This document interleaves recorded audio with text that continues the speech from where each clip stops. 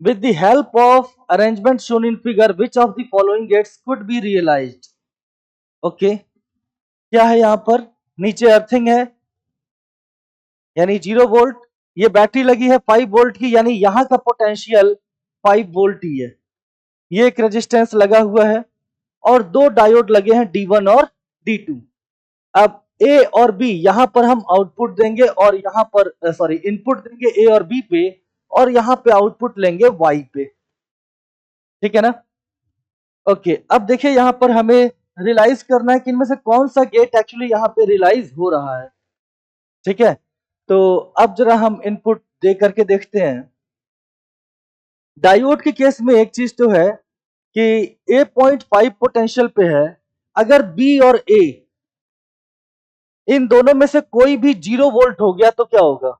ये 5 पे और मान लो ये 0 वोल्ट, तो ये फॉरवर्ड बायस्ड हो जाएगा। और ए और बी में से जिसको भी आपने 0 वोल्ट कर दिया तो उसका ये वाला साइड लो वोल्टेज पे आ गया।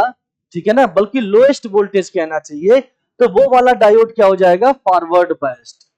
ठीक, और अगर कोई भी डायोड फॉरवर्ड बायस्ड, मान लीजिए मैंने इसे किया 0 वोल्ट, ठीक, जीरो लॉजिक का मतलब 0 वोल्ट, तो ये हो गया फॉरवर्ड बायस्ड, फर्क नहीं पड़ता कि बी कैसा है। और अगर ये फॉरवर्ड बायस्ड हो गया तो ये क्या बन जाएगा? ये सिंपल वायर की तरह बिहेव करेगा। और अगर ये सिंपल वायर बन गया तो ए अगर 0 वोल्ट है तो ये भी क्या होगा? 0 वोल्ट। यानी इस केस में क्या होगा?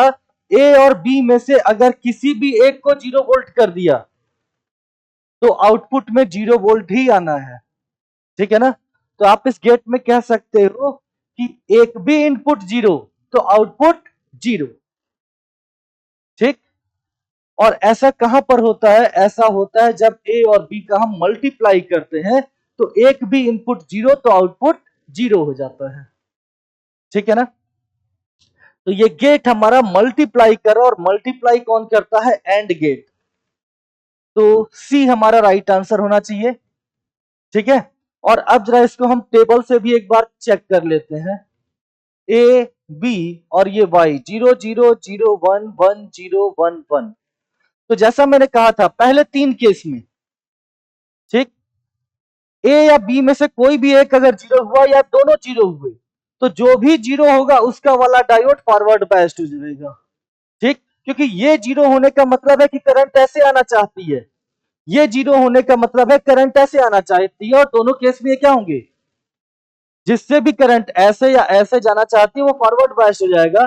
फॉरवर्ड बायस्ड होते ही वो डायोड बन जाएगा सिंपल वायर, और तब इधर जो 0 वोल्ट दिए हो वही 0 वोल्ट आपको यहां पर भी नजर आएगा।